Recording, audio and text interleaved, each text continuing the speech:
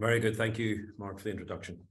Thanks, Mark. We'll jump straight into the cash and revenue position. So cash receipts from customers during the quarter of in excess of $1 million, which was mostly made up of HIV sales, the collection of HIV sales from the previous quarter, and some sales related to OEM during the quarter as well. So that brings our total cash receipts year to date from customers to just under $3 million.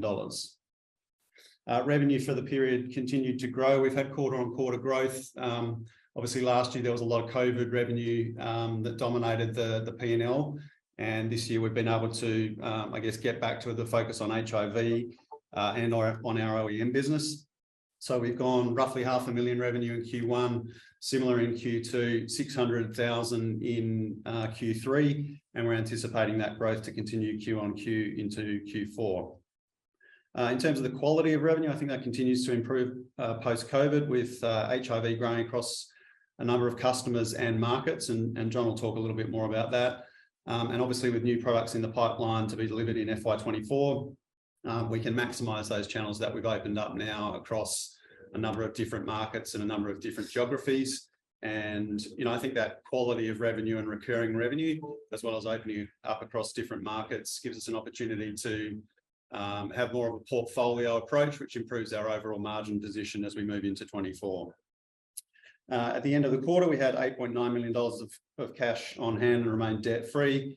And in terms of our spend, we're maintaining a clear prioritisation on activities that are maximising opportunity for returns on our installed manufacturing asset base, and also our intellectual asset portfolio. So what that means is leveraging our existing Galileo and Pascal platforms in particular that are already in market, and taking those platforms into new markets and to new products. And John will talk some more about that. Obviously, with that comes a focus on a couple of key areas of spend, business development. So there's been a lot of activity across Australia, UK, Europe, and the US in that regard, both for finished products and for our platforms.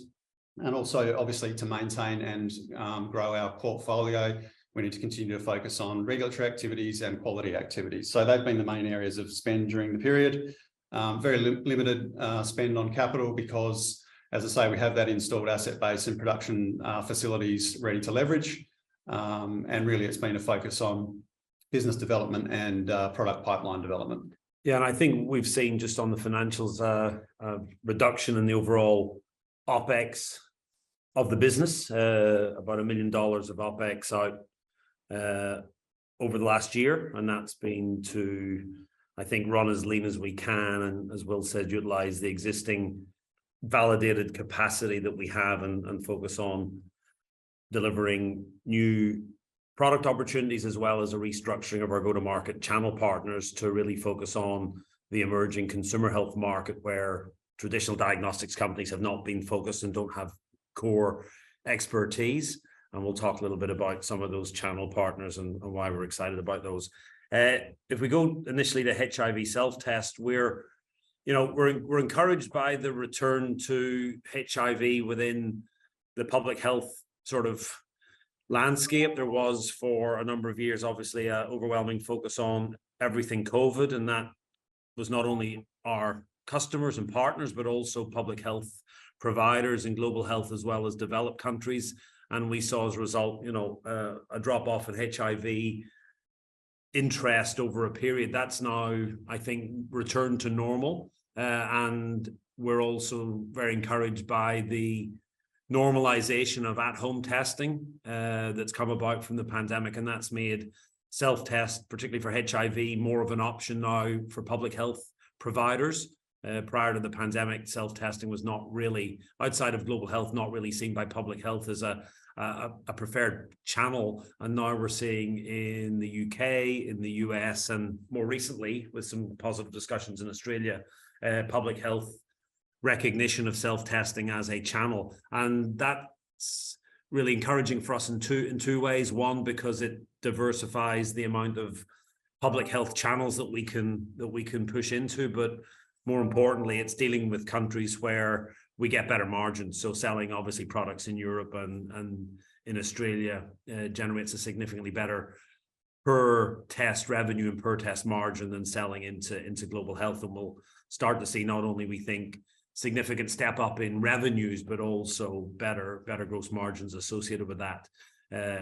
The first step in that restructuring was to move to a more consumer-focused partner in Europe. We announced an initial order with Atomo Diagnostics, who have pushed into retail channels through their COVID business, and they're now expanding into a range of other testing applications, and that shows the appetite in the UK in particular for consumer testing. And they announced, if you check their website out, you'll see they announced a deal where they push into Tesco's, over 3,000 stores. They put a sizable order in for our HIV self-test, which we're yet to see in the revenue numbers. We expect to see that come through in the coming quarters. And that's not only the UK, but Germany and a number of German-speaking markets as well. And they've got solid demand there. And I think that demand will only grow, not only for HIV, but for other applications. And we're very mindful of the ability for Atomo to bring quite cost effectively now other applications onto the platform. We have the regulatory approvals, we have the channel partners with access into retail, we have the validated facility in South Africa where we can make finished products quite cost effectively. And that was done to support global health, which is why we had to really focus on low cost of goods. But that now means that pushing into markets like Germany, the UK, and Australia, New Zealand, and others, we get a healthy margin, and we expect to see our margins improve as we do that. Outside of the HIV business, we are looking to bring a pregnancy blood test to market. That's a very exciting opportunity for us. We submitted to TGA that dossier a number of weeks back. That's based off a dossier that's already been approved in Europe, the product CE marked and sold in a number of countries by NG Biotech, and they're seeing solid growth in their French business, and we're then reporting that through as a new OEM business through NG Biotech as they build up their business in Europe. We went to AT23 up on the Gold Coast, the largest pharmacy expo in the Southern Hemisphere during the quarter, and we were very, very encouraged by the interest from pharmacy chains and independent pharmacists. The blood-based pregnancy test that we're looking to commercialize here has two very significant benefits over urine rapid tests, and they are: one, better early detection. HCG levels in blood build up quicker than they do in urine, which gives a blood-based test a earlier detection window and better reliability in that first week of pregnancy. And secondly, blood could be used at any time. So if you go into a pharmacy and buy a pregnancy test at lunchtime, you're advised that you cannot use it until the following morning with first flow. Most women who are keen to understand their pregnancy status don't want to wait an extra day, and using a blood test enables them to test immediately. Those two benefits are considered by the pharmacists that sell pregnancy tests to be material product advantages. And add to that, the ease of use on the Atomo platform. We're very confident that that will be a sizable product opportunity for us in Australia. And off the back of approval by TGA, we'll be looking to register in New Zealand, and we've already had solid demand from a number of Asian markets as well. So that's an interesting opportunity for us, and one that we're looking to prioritize with revenues coming online, we hope, early in the FY24 period. We've also worked with a specialist consultant in the US to put together a pre-IDE submission package for FDA. We did secure the rights for North America with NG Biotech in that restructure, and we'll be looking to move forward with an engagement with the FDA to finalize that plan with NG Biotech later this year. So we see pregnancy being not only the next finished Atomo product to market, but a very sizable one that's playing into an established market. And we're coming into that market with a very defined value proposition for the user, which we think is valuable. And certainly the feedback from pharmacists would suggest that is a product of potential scale and opportunity. Beyond that, we've had from our channel partner discussions in the UK, as well as feedback from AT23, a solid list of next products for us to prioritize on the platform, and we'll be looking to announce in the coming weeks the product behind pregnancy. We're already well advanced on putting together that dossier, and we'll be looking to complete some equivalency study testing in the next month or two, and then submit later in the year for regulatory approval in both Australia and Europe.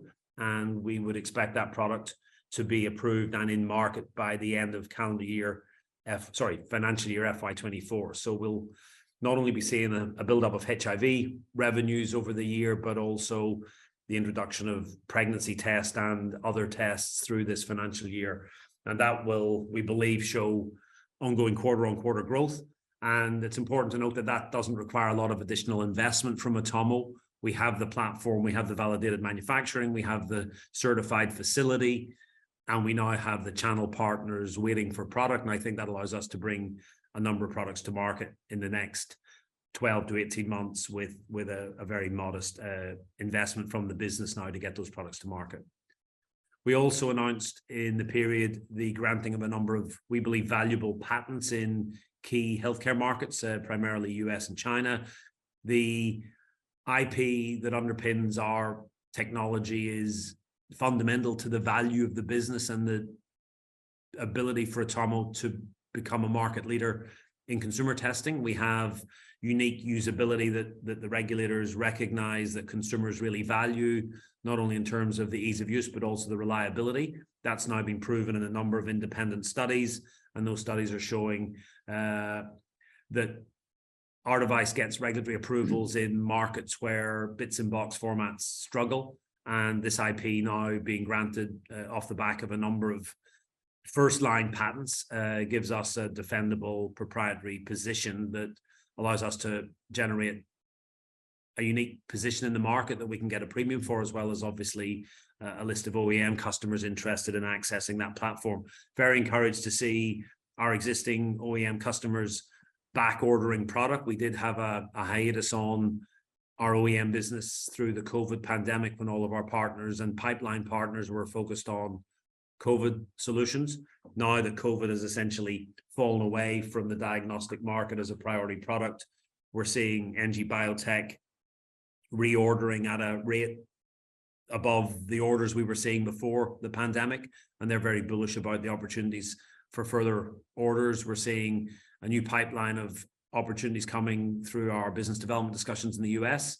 So that OEM business, I think, albeit being behind schedule because of COVID, is continuing to grow. And again, we have that validated capacity online that is ready to fulfill that demand. So we don't need to really spend any more CapEx to get there.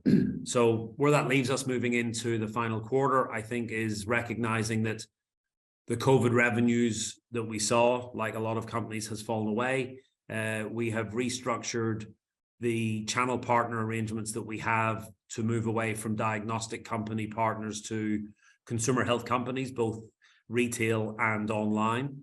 That's where the growth is in self-test markets. That's where our technologies and products add the most value. And that's where we have a defendable patent position that we can leverage off. We're starting to see now interest from companies like Newfoundland and others for accessing our HIV product. They've already put a short list of other opportunities on the table. We have had similar lists provided by local pharmacy partners here at the conference. So I think we're now looking to execute on that, bring pregnancy to market and a number of tests behind that. And we have the capacity now to supply into that, and we're ready to start to grow beyond COVID. I think just to emphasize that point, because it's something we've been talking about for some time, but we're really starting to see it in practice now. And I think the Newfoundland order is the first really, really good tangible example of that shift. Conversations we were having previously with customers, as John said, were diagnostic customers, and they were trying to figure out how to get out of the lab and how to get into the hands of the consumers.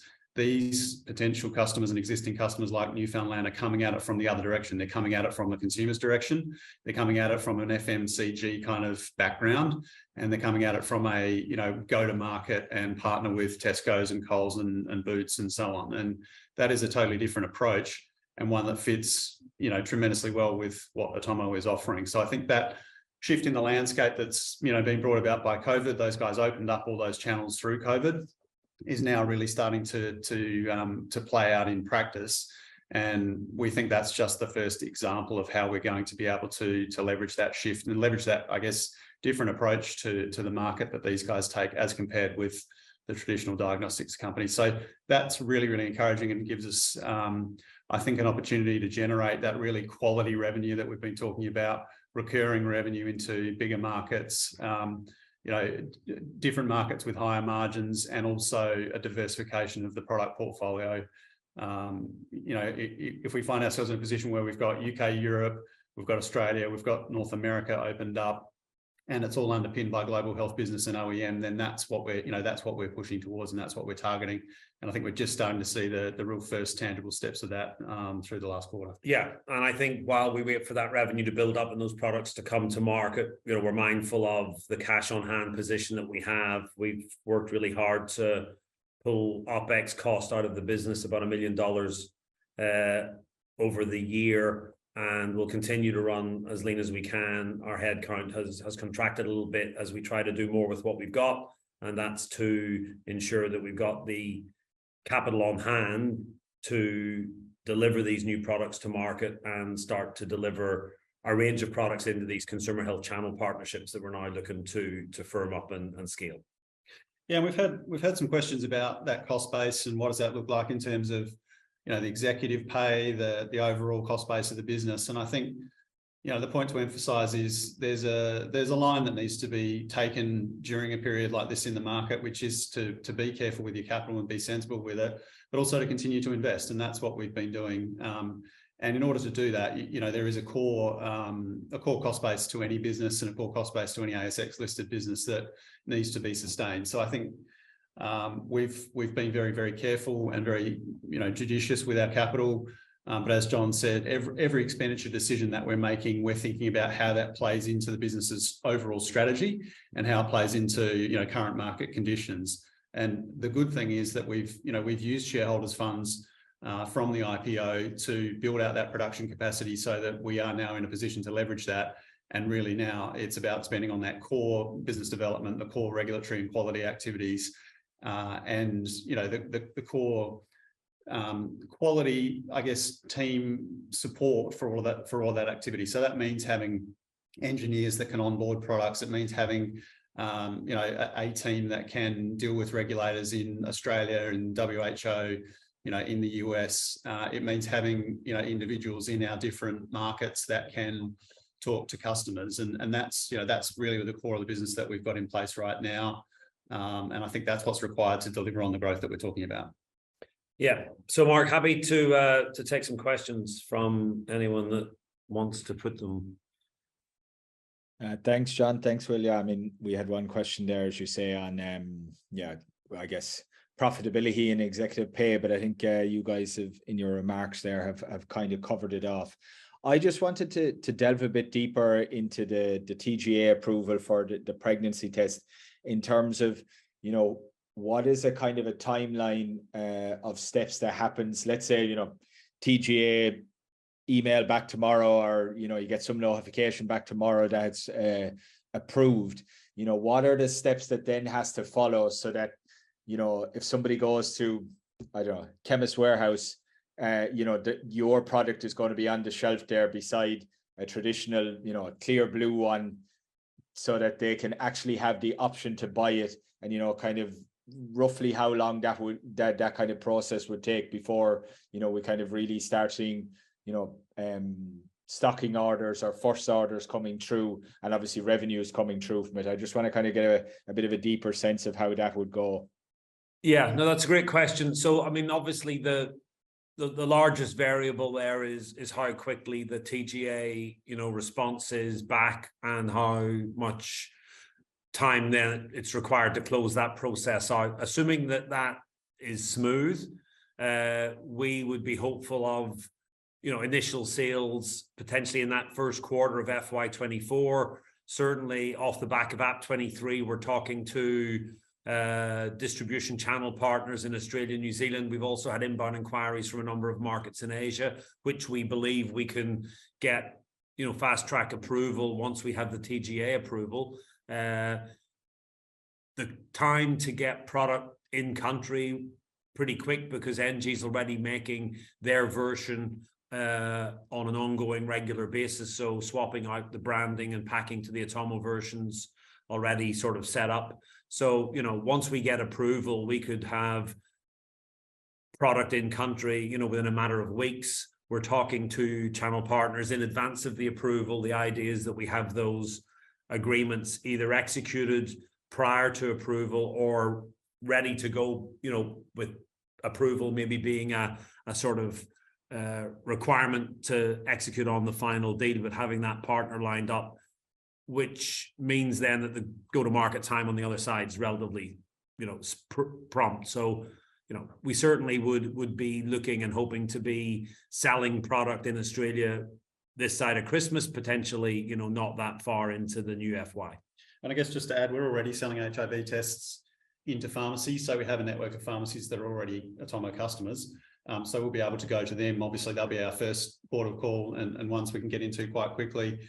And then secondly, we announced that we're selling through API as well. So we would expect to be able to put, you know, some stock through them reasonably quickly as well. So as John said, it's about, you know, getting through the TGA, getting the product in country. And once that happens, then, you know, we'll be up and running, and we'll be able to move fairly quickly to at least hit that first batch of you know, existing customers and expand that out from there.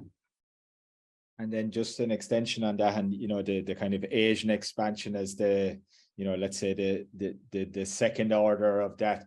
Can you directly leverage the TGA approval or the CE mark approval in Asia, or is there like another in-country regulatory approval that needs to, you know, process that needs to happen if you were to move it into Asia? Yeah, it depends on the territory, Mark. Normally, the export certificate can in some countries facilitate a straightforward registration, where you normally need an in-country partner to be sort of the product sponsor to register it, but it doesn't necessarily require any additional clinical evaluation. There are some countries that want to receive a batch of product and do some basic testing to prove efficacy before they'll approve it, but that's normally quite quick. I mean, the thing to remember here is that in most territories, a pregnancy test is a class 2.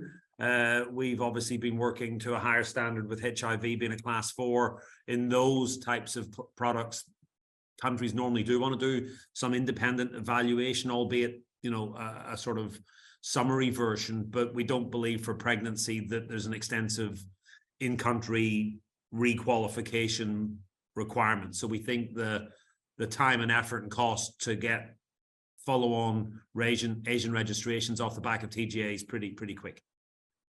Very great. And in terms of expanding the sales in Europe, is that more about just getting the pharmacy partners on board, or is it getting different OEMs, channel partners for different markets? Like, can NG Biotech, you know, expand into other countries for you with you know, their setup? It's just finding the in-country pharmacy partners, or is it a case of, you know, looking for specific channel, a specific channel partner like OGM specifically for the Spanish market, and then they got to find a pharmacy partner for you? Yeah, so in the pregnancy market, NG have access to Europe under the agreement. So they're launched in France. They're launching or have launched very recently in the UK. They have a distributor in Germany that covers the German-speaking territories, and they're looking to expand outside of those markets, particularly in Eastern Europe over time, later in the year, I understand. They've also placed a first order for Brazil. They got Brazilian approval, and we're hoping for a second order for Brazil soon. So they're growing in their markets, and then we decided to divide and conquer. So we took over, you know, Australia, ANZ, specific potential opportunities in Asia as well as North America. So I think by spreading our go-to-market resources across both businesses, we're able to get into more countries quicker than we would if we just let NG try and do it all organically. Outside of pregnancy, obviously we're in discussions with Newfoundland around, you know, opportunities beyond that first order. We're very excited by them having a channel into Tesco's. We know that Tesco's are interested in a range of different test applications, a number of which are suitable on our platform. So we'll be looking to expand, the offering that we bring to Europe. And certainly, the next product that we announce shortly will be not only an Australian focused submission, but also an IVDR submission into Europe for a European consumer market that's really growing quite rapidly across a whole range of different applications, not just HIV. And just one final question then, John. I don't want to keep on the pregnancy one, but it is a larger opportunity set than the HIV one. Is there an education piece that has to happen for the consumer where, they get the benefits or they're aware of the benefits of, the blood-based one versus the urine-based one? Because, that, kind of clear blue one, I know I'm going back to it, but, it's been in market for so long, and it's kind of, for a lot of people, it's probably like a default setting for them. And it's how you educate them to say, there is actually a better option here at a, let's say, a cost competitive price, I'm assuming. Is there an education piece that has to happen that's either funded by you or, funded by NG Biotech, or, training of pharmacy staff or training of the pharmacists themselves, so that, when somebody is looking for an option, they're, guiding them more in your direction rather than, a product that's, got a long history in market? Yeah, so this is a great question. There's a couple of bits to the answer. I think what the first point I'd make is, there is an education requirement, but at the same time, people intuitively seem to understand that blood is better than other sample types for diagnostic accuracy. So we've done a few survey focus groups, and we asked the question, is a urine sample more accurate than a blood sample for detecting pregnancy? And not very many people put their hand up for urine. So I think, and we've had similar things with the Atomo HIV test versus the oral swab test. People don't trust oral fluid or urine the same way they trust blood. And we quite often get feedback, when I go to the doctor, he takes blood for tests. He doesn't, use urine or swab cheek samples. So I think people intuitively know that blood is the most reliable sample type for a lot of these types of tests. That said, you're right, blood's not a typical pregnancy test sample type, and there needs to be obviously an education program at the pharmacy, so that when people come in asking for pregnancy tests, people know that the blood test first is available, and B, that it's potentially more accurate if you think you're just pregnant, or if you want to get a result immediately. Pharmacists do know and have already been told that urine tests are more accurate first flow, which means that, if you go in and buy one at lunchtime, you really shouldn't use it. And we actually got told the reason that pregnancy tests are sold in packets of 2 quite often is because someone will buy it on their lunch break, take the test, and if it's negative, retake the test the following morning because they've been told that the afternoon test isn't as accurate.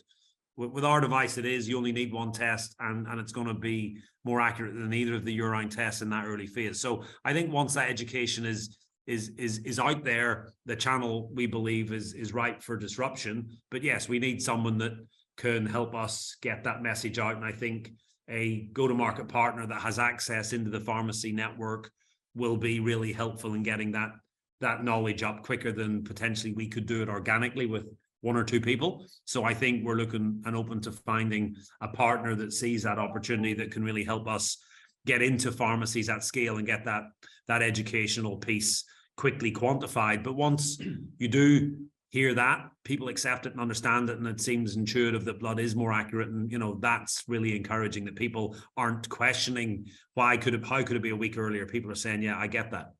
We've also got that infrastructure in place to support online training and do it sort of reasonably efficiently, Mark, because we needed to do that for the HIV self-test as well. So there's a sort of a pathway there that we can follow to a greater or lesser extent. I think, as John says, with pregnancy, it's a bit easier for people to get their head around quite quickly, whereas there were no HIV self-tests in the market when we first came to the market here in Australia. So we were starting from scratch there. But pharmacists have taken that up pretty enthusiastically over the last 9 months since we got the TGA approval to approach pharmacy. So you would think pregnancy would be similar, if not easier. Yeah, and I think you hit an important point.